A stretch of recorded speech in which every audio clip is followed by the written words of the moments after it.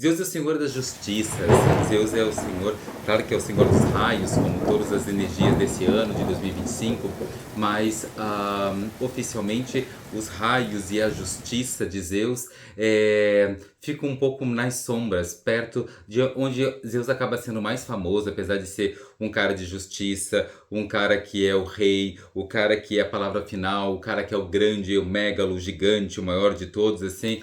Mas nada chama mais atenção nas histórias de Zeus do que sua vida amorosa e seu enorme apetite sexual. Como ele é um deus da vida, um deus de fertilidade, o tempo todo ele está criando vida, ele está criando fertilidade. Zeus se casou 3 vezes, né? Para quem não sabe, Zeus teve 3 esposas oficiais. A primeira, a segunda, a terceira oficial, né? Fora isso, ele teve muitos outros casos e muitos outros relacionamentos, né? Depois, né? A primeira esposa que Zeus teve foi Metis. Metis era deusa da saúde, da prudência e um tipo de deusa de justiça também.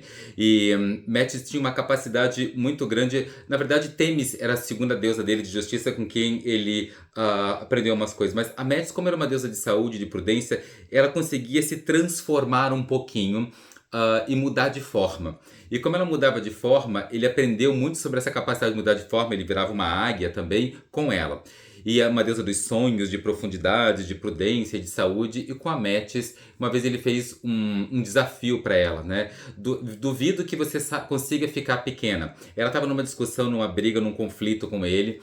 Né? Existem versões que é a Temis fazendo isso, outras versões que é a Metis, né? Eu vou contar nessa versão que é a Metis, e isso é uma coisa importante porque 2025 a gente tem que aprender a mudar de forma, se adequar ou se adaptar e ser estrategista e também cuidar bastante da saúde e ser um pouco prudente, não exagerado.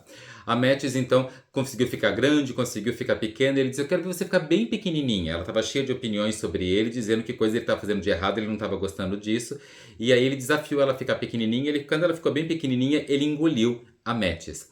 Fez ele ter uma dor de cabeça muito grande e depois ele deu uma machadada e lá de dentro da cabeça dele ele tirou a deusa Atena, uma deusa de sabedoria, né, de utilizar a sabedoria e os estudos, que são coisas importantes também em 2025. E a segunda esposa dele foi Temis, que é uma deusa de justiça. Alguns dizem que Atena é filha dele com a Temis, né, na cabeça.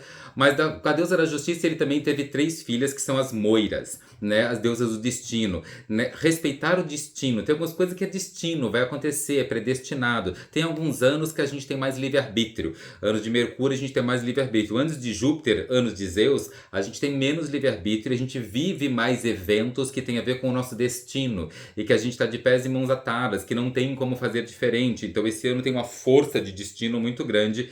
E quando nascem as Moiras, passado, presente e futuro, né, as parcas, né, as horas, né, todas essas trindades de passado, presente e futuro representada divinamente, né, para dizer tem coisas que parece que estão escritas. A gente é pequeno antes e dente de leite, depois a gente cresce e depois tem uma hora que decrépita, né, e tudo isso faz parte. Não tem a ver com a gente pode fazer isso de um bom jeito ou de um mau jeito, só a gente não pode mudar isso. Como a gente vive isso é o nosso livre-arbítrio, né, mas o destino tá pronto, tem sempre uma noite no meio de 2 dias. Tem coisas que vão acontecer independente da nossa vontade. Como a gente lida com isso é o nosso livre-arbítrio. Mas tem muito destino para a gente lidar esse ano de 2025. E a terceira esposa dele, essa sim foi Hera, né? E como Hera teve 5 deuses, Hera é a nossa capacidade de lutar por aquilo que a gente quer, primeiro o filho Ares, né? De trazer a nossa beleza e a nossa juventude, de tentar cuidar o máximo possível da gente, da nossa saúde, Hebe, né? Lititia, Hefestos, uma energia forte de trabalho, e Eris,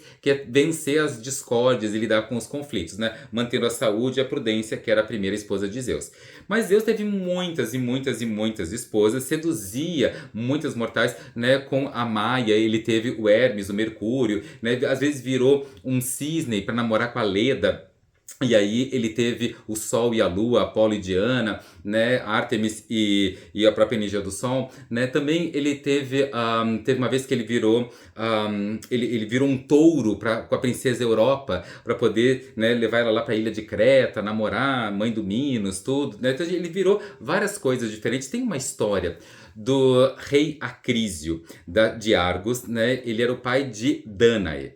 E Danae, então, esse pai, o rei Acrísio, ele tinha uma briga com o irmão dele. Né? E o irmão dele queria usar a filha do Acrísio para poder destronar o Acrísio. Porque tinha uma profecia que essa filha, ela ia dar à luz e o neto do Acrísio ia ser o assassino dele.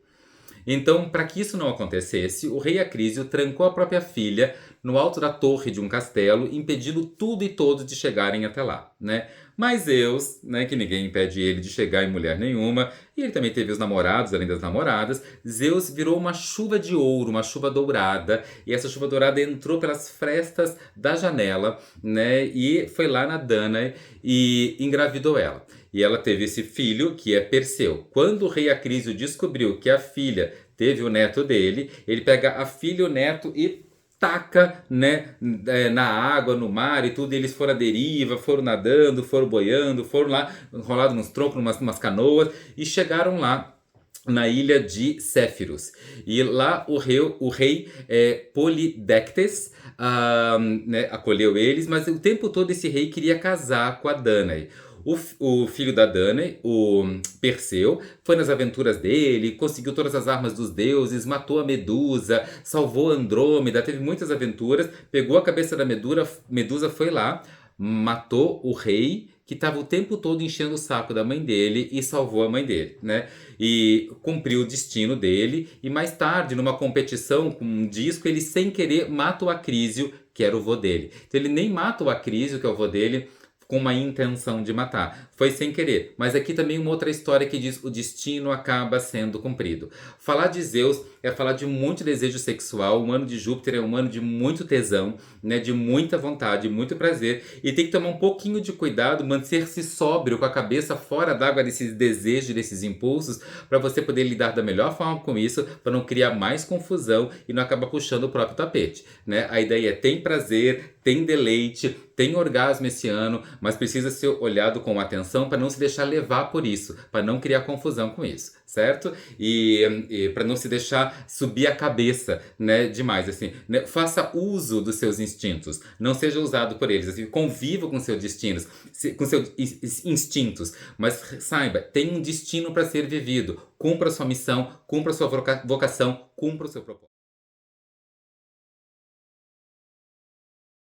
Você gosta de mitologia? Vamos conversar sobre 2025 usando mitologia, usando numerologia, usando astrologia, usando horóscopo chinês, né? Entendendo pelo tarô. Vamos conhecer um pouco, né, o que que os mitos, o que que os deuses, o que que os instrumentos espirituais estão falando sobre 2025. Oi, eu sou o Sandesh. Aqui começa uma palestra sobre o ano de 2025, né? Curte, né, compartilha, dê suas opiniões, me diz o que que você achou, né? Envie esse vídeo para quem você acha que pode curtir, né? E espero que você aproveite, se deleite e tenha um lindo 2025.